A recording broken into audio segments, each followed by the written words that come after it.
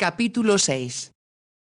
Después de una noche sin dormir debido a su despedida con Gisela, Miklos se levantó por la mañana decidido a partir hacia Hungría. Sabía que esta vez no regresaría a medio camino. Era su amor por Gisela el que le indicaba que por doloroso que fuera hacía lo correcto, la salvaba de una infelicidad que no solo habría arruinado su matrimonio, sino que la humillaría de una forma que él sabía que no podría tolerar. Sentía gran afecto por sus familiares, la mayoría de los cuales tenían el carácter feliz y alegre propio de los húngaros. Pero a la vez, debido a que su apellido los hacía en extremo orgullosos, sabían muy bien que lucharían con ferocidad contra todo aquel que ofendiera su muy particular código de conducta. Que Gisela fuera una dama en toda la extensión de la palabra no tendría nada que ver con el hecho de que su padre era un músico profesional que cobraba por sus servicios. Había una gran cantidad de talento musical entre los Esterházy y a Miklos lo habían educado desde pequeño a apreciar la música y a considerarla parte de su vida. Sin embargo, poseer talento era muy diferente a actuar por dinero para el público y sabía que sin importar qué argumentos usara y cuánto intentara convencer a los miembros de su familia que le tenían afecto, para que fueran generosos con Gisela, ella de todas maneras sufriría. Paul Ferraris era un gran músico, como se diera cuenta Miklos cuando lo escuchó, y no había duda de que los Esterházy estarían dispuestos a aceptarlo como huésped en su palacio e incluso hasta como amigo. Sin embargo, eso era muy diferente a considerar a su hija adecuada para ser su princesa reinante. Desde que la conociera y la besara en los bosques,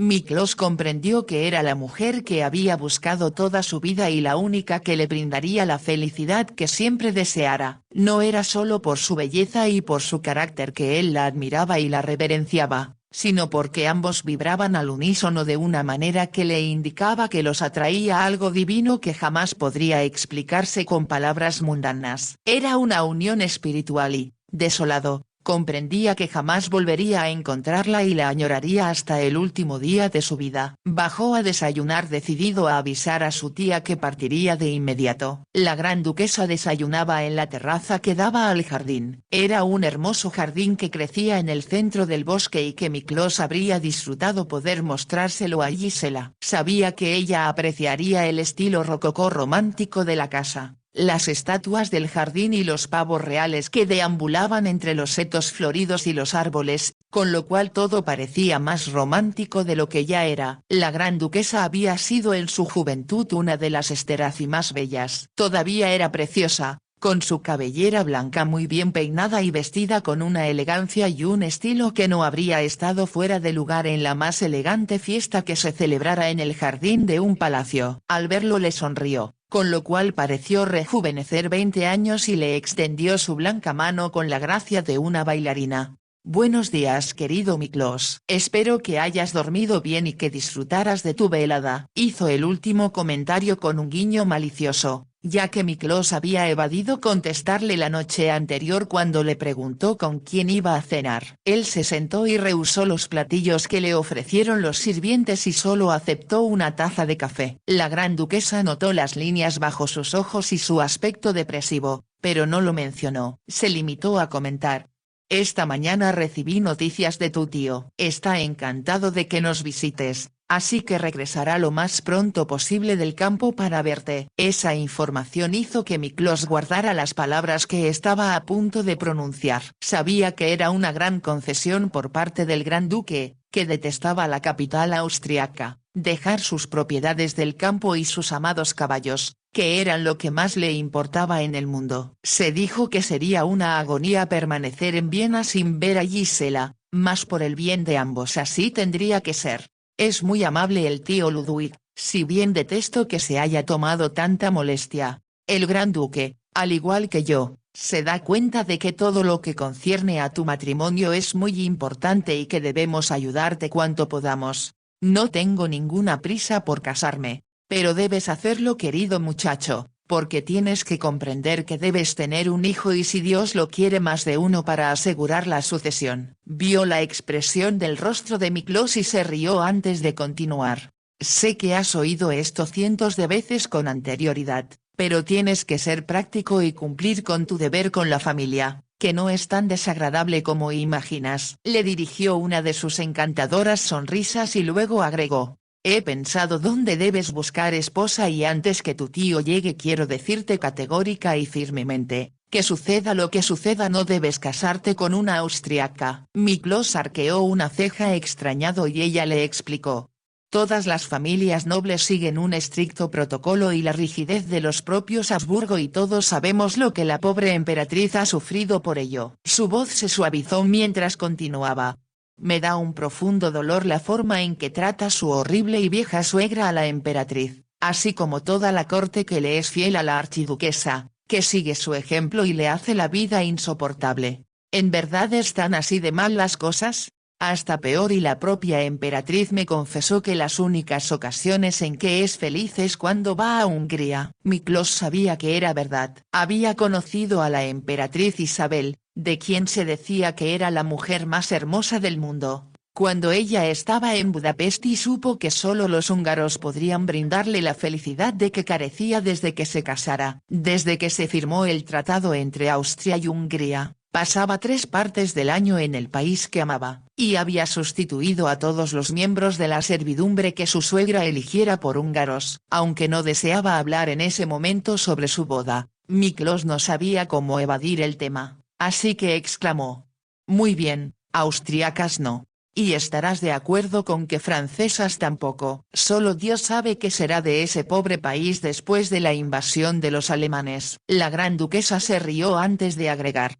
Y por supuesto no querrás casarte con una alemana. Miklos pensó en el aburrimiento que sufriera en sus pocas y cortas visitas a pequeños principados alemanes, donde todo aristócrata se comportaba con la pomposidad de un emperador por poco importante que fuera su título. Con una débil sonrisa comentó. Eso limita el campo de forma considerable. Así que creo tía Catarina que debo volver a casa y buscar entre las húngaras. Ya las conoces a todas y sabes bien que aunque todas lucharían como fieras por convertirse en la princesa Esterhazy, sería un error elegir a alguien demasiado cercano, a menos por supuesto que estés enamorado. Sus palabras tomaron a Miklos por sorpresa y se dio cuenta de que sin proponérselo había tocado un punto débil. Antes que él pudiera decir nada ella añadió.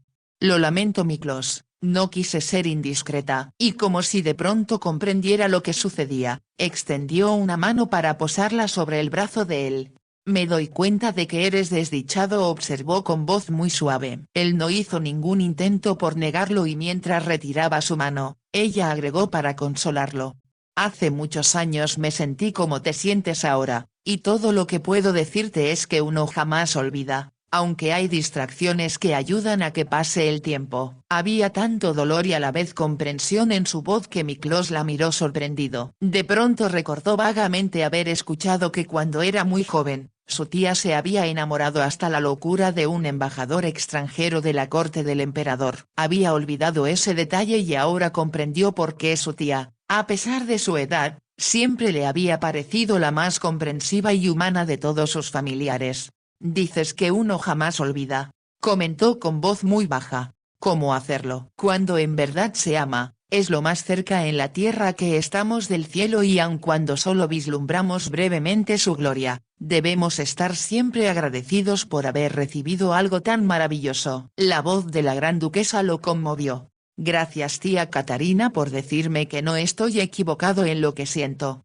Por supuesto que no. Pero la vida tiene que proseguir. Hizo una pausa y agregó con tono de voz diferente.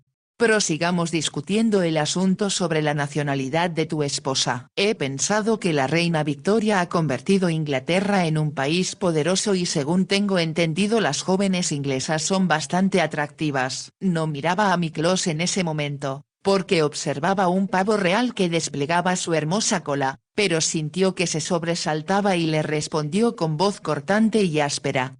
No, inglesa no. Se dio cuenta de que de nuevo había tocado un punto débil. Con suavidad, como para aminorar la herida que sin querer había hecho, dijo. También están las danesas. Ya ves el éxito de la princesa de Gales. Miklos se puso de pie interrumpiéndola. No puedo discutir eso ahora tía Catarina, tal vez mañana pero hoy no. Ella extendió la mano, él la tomó y se inclinó para besarla en la mejilla antes de agregar. Sé que tratas de ayudarme, mas por el momento sufro las torturas de un condenado y prefiero estar solo. Se alejó y ella lo miró entristecida. Era el sobrino a quien más quería y nunca lo había visto tan angustiado antes, ni tan desdichado. Estaba segura de que era la primera vez que se enamoraba y sabía lo doloroso que era cuando el verdadero amor no se cristalizaba. Me pregunto quién será. Pensó con curiosidad y estaba segura de que debía ser una criatura excepcional para haber capturado el corazón de un joven a quien las mujeres más bellas habían asediado desde que era muy joven. Desearía poder ayudarlo, se dijo, pero sabía por experiencia que de eso solo el tiempo se encargaría. Debido a que Miklos no podía regresar a su casa, ya que debía esperar a su tío y tampoco quería ir a la ciudad por temor a que, a pesar de su entereza, no resistiera a acudir a ver a Gisela, pasó el día siguiente cabalgando y caminando por los bosques. El recuerdo de Gisela lo asediaba, de alguna manera la sentía cerca de él y su gran amor le daba el valor de soportar el dolor que lo torturaba. El gran duque llegó avanzada la tarde del segundo día y trajo consigo a su hijo menor, un joven de 22 años que agradaba a Miklos. Se llamaba Antón y en cuanto tuvo oportunidad de hablar con Miklos a solas, le dijo: «No sabes cuánto gusto me dio cuando recibimos la carta de mamá donde avisaba de tu llegada a Viena. Fue un pretexto excelente para regresar. Eso me hace suponer que te aburres en el campo. Mucho. Papá me enseña a manejar la propiedad y si a él le divierte hablar desde el desayuno hasta la hora de la cena de cosechas y viñedos, para mí hay temas mucho más atractivos».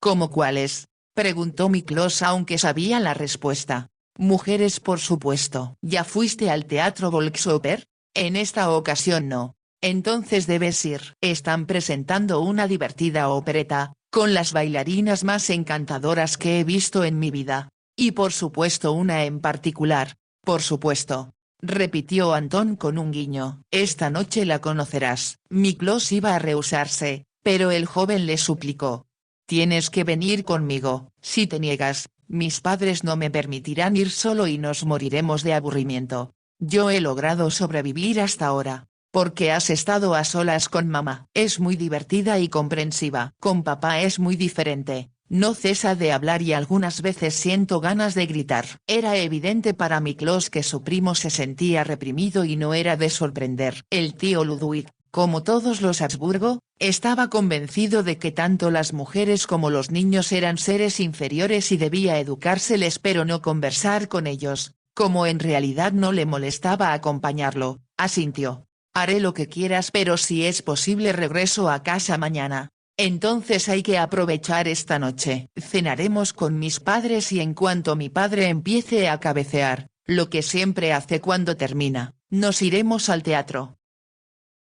En el palco del teatro Volksoper, Miklos intentó disfrutar del espectáculo y apartar de su mente la idea de que en otro teatro Gisela estaba sola en un palco. Las bailarinas, como dijera Antón, eran criaturas encantadoras y sabían cómo coquetear y complacer a los jóvenes que las invitaban a cenar. Con dificultad, pero con firmeza, Miklos se rehusó a elegir una joven para formar dos parejas y decidió que en cuanto terminaran de cenar, dejaría a Antón solo con su bonita acompañante. Estaba seguro de que el día siguiente se las ingeniaría para que su tío no se enterara de que había regresado solo esa noche. Sabía que le sería imposible permanecer en la ciudad sin ceder al impulso irresistible de acudir al Hotel Sacher y tratar de hablar con Gisela. Cuando Antón sugirió que fueran a cenar donde tocaba Strauss, jamás cruzó por la mente de Miklos que Gisela pudiera estar allí. Es más, ni siquiera miró a la concurrencia cuando llegó.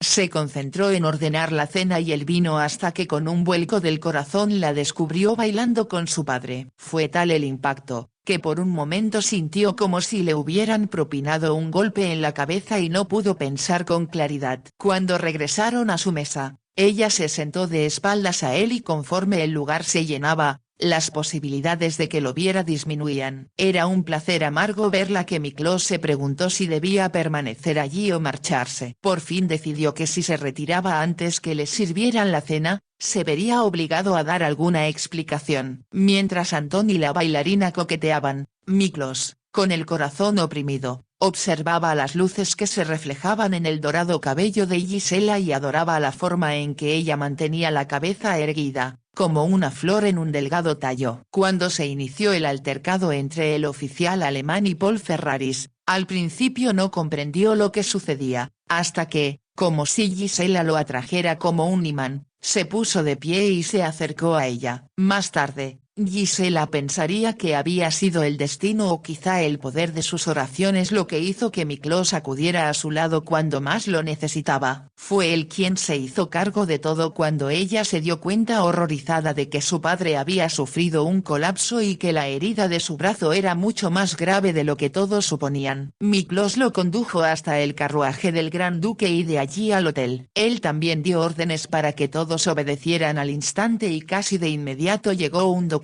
Fue Miklos quien indicó a los ayuda de cámara del hotel cómo desvestir al herido y acostarlo sin causarle molestias ni dolor. El doctor atendió la herida y cuando salió del dormitorio hacia la salita, dijo con tono profesional: «Su padre dormirá hasta mañana, señorita Ferraris, pero yo regresaré a primera hora y traeré conmigo a un cirujano que me gustaría que revisase su brazo». «¿Está muy mal herido?», preguntó temerosa Gisela. «No lo sé, pero el brazo derecho es tan importante para su padre, que no debemos correr riesgos». No fue sino hasta que el doctor hizo una reverencia y se retiró, evidentemente impresionado, no solo por Paul Ferraris, sino también por la presencia de Miklos, que Gisela dijo asustada: «¿Qué querría decir que le pasaría a papá en el brazo? ¿No era solo una herida en la piel? Esperemos que así sea, mi amor, pero el doctor tiene razón. No hay que correr riesgos. Tengo miedo». Levantó la vista hacia él que la rodeó con sus brazos. «Yo me encargaré de todo. Tu padre será atendido por los mejores cirujanos y estoy seguro de que todo saldrá bien. ¿Qué será de nosotros si no es así? No vale la pena pensarlo ahora. Lo que quiero que hagas, mi preciosa, es acostarte y tratar de dormir». Ella exhaló un murmullo de protesta, pero él prosiguió: «Volveré mañana muy temprano, antes que lleguen los doctores, y te prometo que dejaré muy en claro que no se escatimará nada en el esfuerzo por sanar a tu padre lo más rápido posible». Gisela apoyó la cabeza sobre su hombro con un suspiro que brotó de lo más profundo de su ser. Después preguntó: «¿Cómo fue que estabas allí? ¿Cuándo te necesitaba con tanta desesperación?». «Fue el destino quien me llevó a ese lugar. El mismo destino que nos dirige desde que nos vimos en los bosques. Si papá no se hubiera batido con ese horrible hombre, me habría obligado a bailar con él. Olvídalo». El castigo que le impuse, como es alemán, será una cicatriz indeleble en su autoestima para el resto de su vida. Indignado, Miklos añadió: «¿Cómo se atrevió a insultarte? Lo que me dijo no tiene importancia, pero lastimó a papá cuando lo llamó musiquillo». Por supuesto. Y ambos a la vez pensaron que era el tipo de comentario que su familia haría respecto a Paul Ferraris si decidían casarse. Los brazos de Miklos apretaron a Gisela, la besó en la frente y después en la mejilla antes de decirle con gran ternura: «Retírate a descansar, mi adorada, deja el asunto de tu padre en mis manos. Te aseguro que por la mañana no verás las cosas tan mal como aparentan ser». Gisela intentó, y logró dirigirle una breve y valiente sonrisa.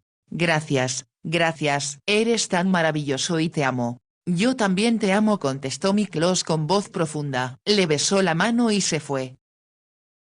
A la mañana siguiente, como lo prometiera, Miklos llegó cuando Gisela terminaba de vestirse. Ella no había dormido durante toda la noche, se la pasó yendo y viniendo del dormitorio de su padre para ver si se le ofrecía algo. Sin duda el doctor le había dado algo para dormir y aunque despertó y pidió algo de beber, estaba aturdido, y cuando ella lo dejó solo para irse a vestir, mantuvo la esperanza de que Miklos no olvidara su promesa de llegar temprano. No tenía por qué haberse preocupado. Cuando ella salió del dormitorio, la esperaba en la salita, pero no estaba solo. Lo acompañaba Lady Milford. Tan pronto como Gisela apareció, Lady Milford le extendió la mano diciendo: «Criatura querida, debiste despertarme anoche». «Apenas me enteré de lo sucedido esta mañana por mi doncella y vine enseguida a ver si puedo ayudar en algo». «Es usted muy amable». Como sabes, mi único deseo es servirles a ti y a tu padre. Lady Milford se volvió hacia Miklos al añadir. Me enteré de cómo sucedió y me parece que fue un incidente muy despreciable. Esos oficiales alemanes son una amenaza donde quiera que se encuentren. Es verdad, estuvo de acuerdo Miklos, y después de su victoria sobre los franceses, puede estar segura que ambicionarán conquistar el mundo. Espero estar muerta cuando eso suceda, exclamó Lady Milford. Como si adivinara que Miklos y Gisela querían estar solos, regresó a su propia suite. Gisela se enteró de que Miklos había pedido que subieran el desayuno y aunque no tenía hambre, él insistió en que al menos bebiera una taza de café. Cuando los doctores llegaron, estaba al lado de su padre que se encontraba medio despierto. Eran 3 médicos, 2 cirujanos y el doctor que lo atendiera la noche anterior. No había duda de que eran aptos, ya que por la conversación que tuvieron con Miklos, Gisela supo que atendían a su tía, la gran duquesa, así como también a la emperatriz. Será mejor que nos espere aquí, le indicaron a Gisela. Al quedarse solos, Miklos la tomó de la mano y su calidez fue un consuelo para ella. Pasó la noche tan quieto, comentó ella angustiada. Estoy seguro de que se debió a algo que le administró el doctor. Era necesario que estuviera tranquilo para evitar que la herida sangrara de nuevo. Todo esto ocurrió porque papá trató de protegerme. Sí, lo sé. Fue un acto de lo más vergonzoso y admiro el valor de tu padre enfrentándose al joven ebrio. Estaba tan asustada. Sabía que solía practicar esgrima en la universidad.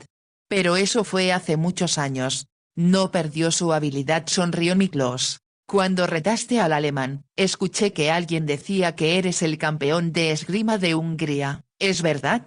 Sí, gané el título el año pasado. Me sentí muy orgullosa por la forma en que le diste una lección al alemán. Solo retó a tu padre porque pensó que no tendría posibilidad de defenderse. Estoy seguro que no tenía idea de que un músico aceptaría el desafío, y menos de un oficial. La expresión de Gisela reveló el horror que sintió cuando comprendió que su padre se enfrentaría a un hombre tan joven. Le rodeó los hombros con un brazo para reconfortarla mientras decía: ya todo pasó, mi amor. Y en cuanto los doctores den su diagnóstico iré al teatro a avisar que tu padre no podrá tocar esta noche, ni tal vez mañana. Pero estoy seguro de que será solo cuestión de días. Sí.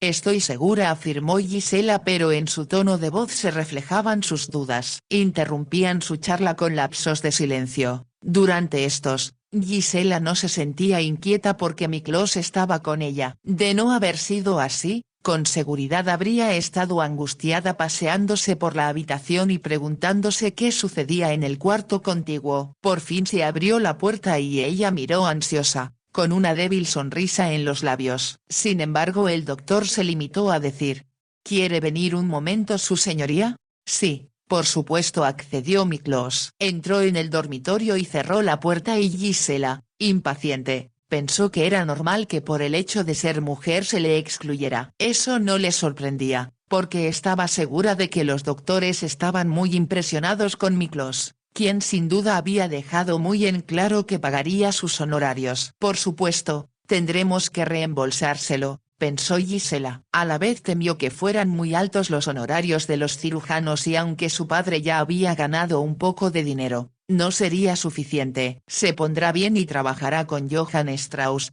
pensó. Tiene razón al decir que si recibe el doble o triple de lo que gana ahora, podemos ahorrar y cubrir todos nuestros gastos durante un largo tiempo. Miklos permaneció más de un cuarto de hora en el dormitorio de su padre y como su temor acrecentó, empezó a pasearse nerviosa por la salita. Apenas se dio cuenta de que los camareros entraron a recoger las cosas del desayuno y de que los mensajeros llegaron con más flores de las que ya había y llenaban la habitación. Por fin, cuando pensaba que se habían olvidado de ella, se abrió la puerta del dormitorio y salió Miklos. Al verle el rostro, Gisela lanzó una exclamación ahogada. ¿Qué sucede? ¿Qué tiene papá? ¿En dónde están los doctores? Miklos se acercó a ella y la rodeó con los brazos con mucha ternura. Tendrás que ser muy valiente, mi amor. ¿Qué pasa? ¿Papá ha muerto? No, por supuesto que no, pero me temo que su estado es más grave de lo que pensamos. ¿En qué sentido? Tuvo la sensación de que Miklos no sabía cómo decírselo y gritó.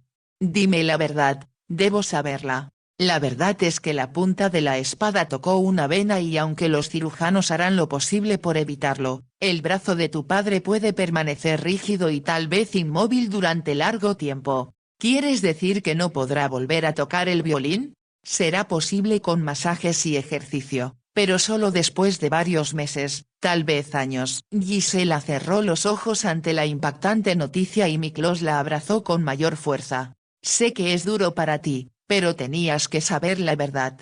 Pobre. Pobre papá. ¿Cómo se sentirá ahora que no pueda tocar? Sollozó convulsivamente y con voz apenas audible, agregó. ¿Qué será de nosotros? De eso no tienes que preocuparte. Yo los cuidaré y en cuanto tu padre esté un poco mejor, nos casaremos. Gisela levantó el rostro y lo miró incrédula. ¿Casarnos? Anoche comprendí que nada es más importante que nuestro amor. Te protegeré y cuidaré ahora y siempre. Gisela no pudo contestar y él apoyó su mejilla en la de ella diciendo. Será duro para ti en algunos aspectos mi amor, pero estaremos juntos y nunca más te insultarán como sucedió anoche, tampoco carecerás de protección porque siempre estaré a tu lado. La ternura de su voz hizo que las lágrimas acudieran a los ojos de Gisela. Siempre estaré orgullosa y agradecida de que seas tan maravilloso conmigo y de que pidas que me case contigo, pero porque te admiro y creo que eres el hombre más magnífico del mundo, jamás podría ser una molestia ni alguien que te avergonzara. Jamás lo serás. Lo sería y al saber lo importante que eres, comprendo muy bien que no debes casarte con alguien como yo. Me casaré contigo, afirmó Miklos, y lo tengo todo planeado. Entregaré el palacio a mis familiares y tú y yo frecuentaremos ese lugar solo en ocasiones muy formales, cuando se trate de una visita real, por ejemplo, tal vez la de la emperatriz Elizabeth. La abrazó más fuerte mientras continuaba. El resto del tiempo viviremos en un tranquilo y pequeño pabellón de caza que poseo en uno de los extremos de la propiedad. No será muy lujoso mi amor, pero seremos muy felices. Pero tú abdicarás, y eso no lo puedo permitir. Como tu marido, será lo que yo diga y quiera, sonrió Miklos. Y te quiero a ti, mi adorada ninfa, como jamás he querido nada en toda la vida. Ella iba a protestar, pero los labios de él sellaron los suyos y el éxtasis del beso hizo que las palabras se esfumaran. Fue un beso tierno, sin pasión. Entonces él dijo. Regresa con tu padre, tengo ciertas cosas que arreglar. Regresaré dentro de una hora más o menos. Gisela lo miró indecisa y él se llevó una de sus manos a los labios. Deja todo a mi cargo mi amor. No tienes problemas que afrontar. Eres mía y el destino es más fuerte que todos los argumentos que tú o nadie pueda presentar. Se dirigió hacia la puerta de salida y Gisela lo obedeció y se dispuso a volver al lado de su padre. A pesar de que se dijo a sí misma que lo que iba a hacer era equivocado e incorrecto, sintió en su interior una intensa alegría. Miklos y Gisela terminaron de almorzar en la salita mientras Lady Milford cuidaba a Paul Ferraris. Dijiste que no debía discutir contigo Miklos mi amor, pero quiero que lo pienses bien antes de hacer algo que pudiera molestar a tus familiares y deteriorar tu posición como cabeza de familia. Lo he pensado con todo cuidado y tú eres más importante para mí, preciosa, que 1.000.000 de familiares o todas mis posesiones. Sonrió y agregó. Los músicos, poetas, pintores y literatos han dicho que el amor lo vence todo, ¿y quiénes somos nosotros para no estar de acuerdo? Te amo tanto que se me dificulta pensar con claridad, dijo con sencillez Gisela, y porque te amo, no puedo soportar pensar que pueda hacerte daño en ningún sentido. Hizo una pausa y agregó. Tengo algo que sugerirte. ¿Qué? Porque sé que estaría mal que te casaras conmigo. Tal vez papá y yo pudiéramos vivir de forma muy modesta en Viena. O en el campo cerca de la frontera de Hungría hasta que él se reponga y pueda tocar de nuevo. Tal vez podrías ir con frecuencia a vernos. El rubor tiñó sus mejillas y la forma en que tartamudeaba indicó a Miklos lo que trataba de insinuar. Sabía lo que esa sugerencia significaba para ella, porque estaba contra todo en lo que creía, contra su pureza e inocencia, lo cual corroboró el amor que sentía por él. Por un momento Miklos se sintió abrumado por la grandeza del sacrificio que le ofrecía, Entonces con una mirada que Gisela nunca le había visto antes contestó. Mírame dulzura mía. Por un momento debido a su turbación, a Gisela le resultó difícil hacerlo. Cuando parpadeó, el color huyó de su rostro y palideció, sus miradas se encontraron y los labios de ella temblaron. La miró solo un momento. Con voz profunda y un tanto entrecortada le dijo.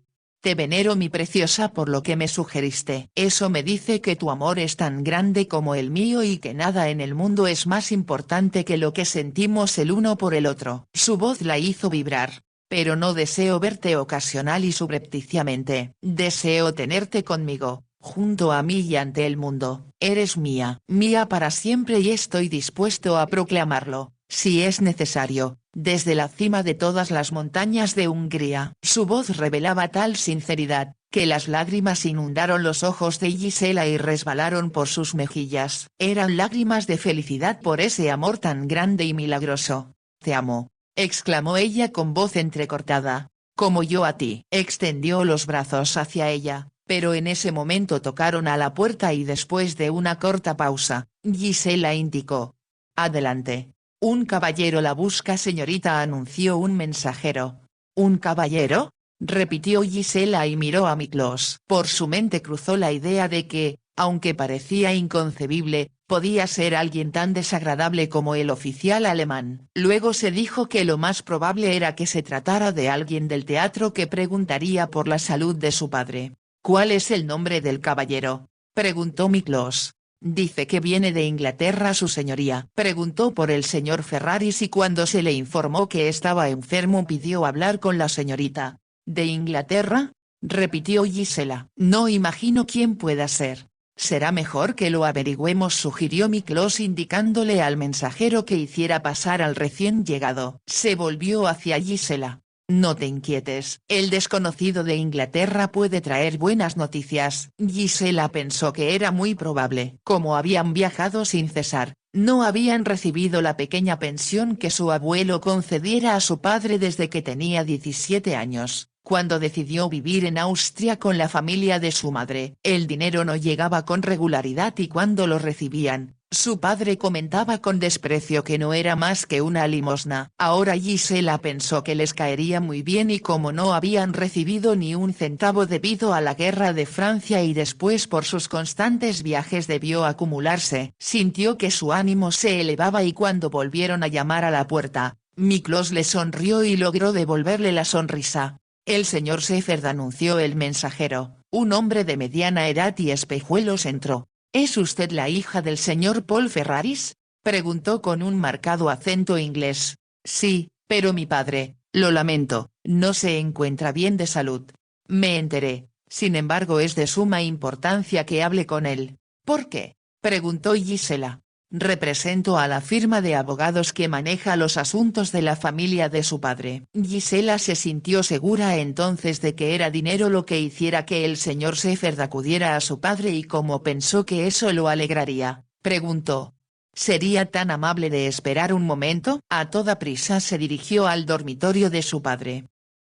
Paul Ferraris estaba sentado en la cama, apoyado en cojines y con el brazo vendado en un cabestrillo. Ella, al entrar notó que su mano sana estaba sobre la de Lady Milford que se encontraba sentada junto a él. Ambos la miraron con curiosidad. Papá, hay un caballero que viene desde Inglaterra a verte. ¿Te sientes bien para recibirlo?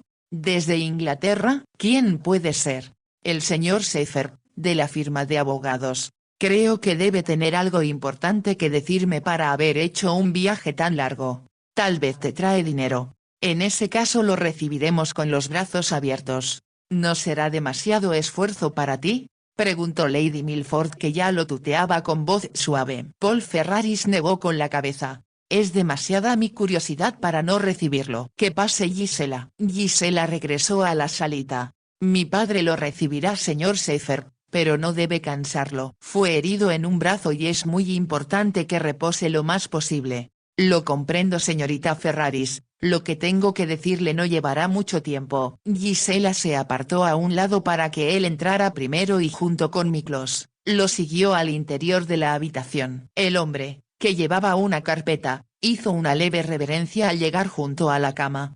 Sé que viene desde Inglaterra a verme, indicó Paul Ferraris. Primero fui a París, señor, y mientras lo buscaba en vano tuve la suerte de leer en un diario el gran éxito que estaba obteniendo en Viena. ¿En el diario?, exclamó Paul Ferraris. Me alegra que se hayan acordado de mí. Eran comentarios muy favorables, señor, dijo el señor Seifert, y la razón por la que lo he estado buscando es para informarle que su abuelo ha muerto. Paul Ferraris lo miró asombrado. ¿Mi abuelo? Santo cielo. Pensaba que había fallecido hace muchos años. Su señoría gozaba de excelente salud hasta su súbita muerte hace 6 meses. Mi abuelo, apenas lo recuerdo. Creo que debe darse cuenta, señor, que ha heredado el título y es usted ahora el cuarto marqués de Charlton. Sus palabras cayeron como una bomba y por un momento todos lo miraron atónitos. Por fin, Paul Ferraris con voz estrangulada preguntó: ¿y mi padre? Su señoría falleció hace un año. Intentamos comunicarnos con usted, pero por desgracia no había contacto con Francia porque la ciudad estaba ocupada. Pero mi padre era el hijo menor, logró decir Paul Ferraris. El tío de usted murió en una batalla en Egipto hace varios años, y fue entonces que su padre se convirtió en heredero al título. Por razones que son difíciles de entender, no hizo ningún esfuerzo por ponerse en contacto con usted.